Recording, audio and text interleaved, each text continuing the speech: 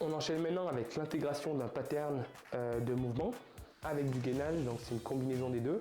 Ici on inclut des coordinations, c'est toujours le principe.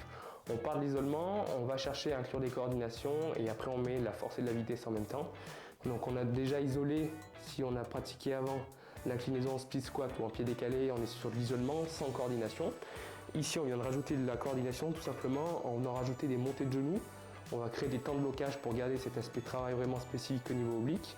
Donc ça va être la même position avec les mêmes critères d'exigence au niveau de la position overhead. Et ici juste on va venir mettre un temps à chaque fois de montée de genoux. Donc ici le but c'est d'avoir on va dire plus un moment de gainage, un RFD ce qu'on appelle. Donc c'est-à-dire que sur ce temps de changement, là on va créer un gros pic de montée de force.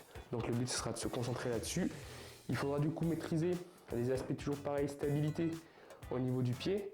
Déjà se retrouver sur une surface stable avec des chaussures confortables.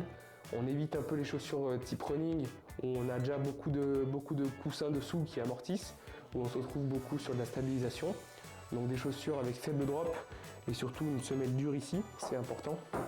Donc ça peut être sur terrain aussi, en crampon et sur terrain synthétique ou terrain d'herbe, ça sera encore plus spécifique. Et le but ici c'est de créer ce mouvement de tension. Donc ici on part en position, le but ce sera ici pas qu'on aille chercher ce mouvement d'inclinaison, mais on sera sur de l'anti-inclinaison.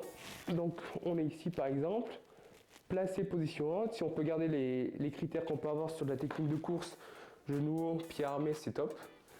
Et on va mettre progressivement pareil de la tension, hop, on s'ancre, tac, anti-inclinaison, on verrouille. Ce qu'il faut éviter aussi, je l'ai peut-être fait un petit peu, enfin je regarde le retour caméra, mais c'est d'aller chercher à être comme ça et en fait utiliser l'inclinaison pour résister à la contrainte. Non, le but c'est de mettre une contrainte progressive, donc pour ça, comme je dis à chaque fois, on s'écarte plus ou moins. Le but c'est qu'on commence assez proche pour qu'on ressente justement l'effet de traction qu'il va y avoir. Mais le but c'est pas de se retrouver avec une tension max et de faire mes montées de genoux comme ça. Là c'est pas intéressant, au final j'ai pas de contrainte. Moi ce que je veux c'est que ma position elle soit verticale ici et que je sois capable d'y faire face. Si je vais ici déjà à mon avis, je vais devoir utiliser un peu ce truc. Ouais, donc d'abord je stabilise dans quelque chose de maîtrisable et progressivement je vais chercher à gratter de plus en plus.